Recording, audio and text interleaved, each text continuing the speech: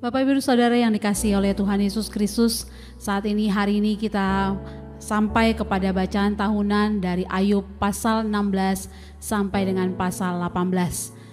Sungguh luar biasa, ini adalah ayat bagaimana pengalaman Ayub di dalam pasal 16 sampai 17 tentang bagaimana Ayub mengeluh terhadap perlakuan Allah di dalam kehidupannya. Kita akan baca dari pasal 16 di mana ayat yang kedua, ayat yang ketiga dan sampai ayat yang ke-6 adalah jawaban-jawaban Ayub terhadap ketiga sahabatnya di mana mereka terus mempersalahkan Ayub.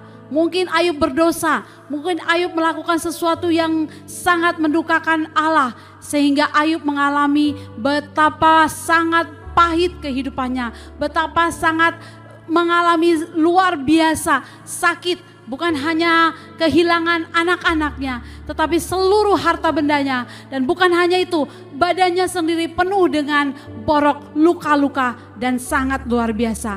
Tetapi ketika sahabatnya terus mengajukan pertanyaan, bahkan mungkin melakukan sesuatu yang membuat Ayub terasa begitu ketiga sahabatnya bukan menopang dia, tetapi terus mempertanyakan, terus menunjukkan betapa banyak hal-hal yang salah yang Ayub lakukan.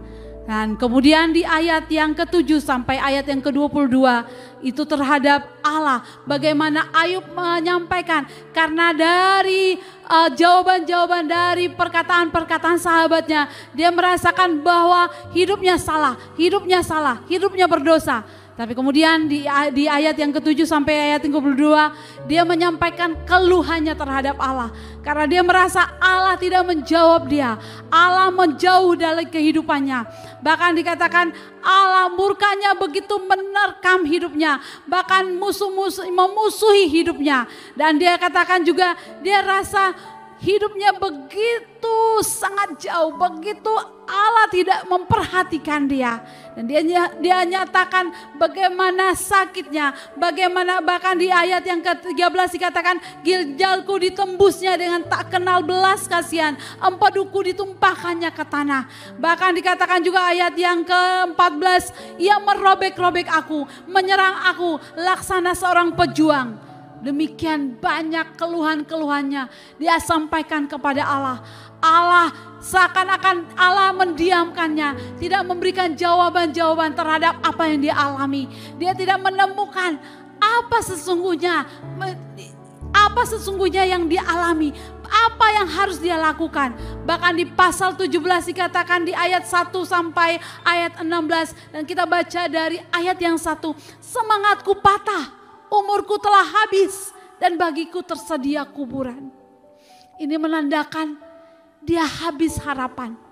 Dia tidak punya lagi pegangan semangat. Dia katakan patah. Seseorang jikalau memiliki semangat yang sudah patah, artinya tidak punya pengharapan lagi. Bahkan dia katakan umurnya sudah habis, sudah tersedia kuburan. Ini menandakan dia tidak menemukan lagi sesuatu yang membuat dia bangkit, sesuatu yang membuat dia bergairah. Tetapi yang dia rasakan adalah hal-hal yang membuat dia jauh dari Allah. Bahkan dikatakan di ayat yang ketiga dari pasal 17, biarlah engkau menjadi jaminan bagimu sendiri. Siapa lagi yang dapat membuat persetujuan bagiku? Dia katakan ini sesuatu yang sudah sangat luar biasa, sangat sakit. Bahkan semuanya seakan-akan meninggalkan dia. Dan tidak ada sesuatu yang membuat dia ingin hidup kembali. Dan dari hal ini Ayub boleh melihat, baik boleh merasakan. Sesungguhnya Allah engkau tidak menjawab. Dia merasakan bahwa Allah begitu jauh. Dan kemudian dari pasal 18, bagaimana seorang teman yang bernama Bildad, orang Suah. Dia menjawab, dia mendengar ketika sahabat Ayub terus menyampaikan hal-hal yang menjadi sindiran, hal-hal yang menjadi keluhan-keluhan yang mempersalahkan Ayub. Tapi di sini bahkan Ayub juga mengeluhkan hidupnya kepada Allah dan dia merasa sudah putus asa. Dan Bildad di sini berkata, bilakah engkau habis bicara? Di pasal 18 ayat 2 dikatakan, bilakah engkau habis bicara? Sadarilah, baru kami akan bicara. Ketika Bildad melihat bahwa ketiga sahabatnya sudah habis kata, dan Bildad sudah tidak tahan untuk ingin menyampaikan bahwa sesungguhnya hal-hal yang mereka ucapkan itu tidak menjadi sesuatu yang membangkitkan semangat, tetapi membuat Ayub semakin merasa jatuh, bahkan habis semangat.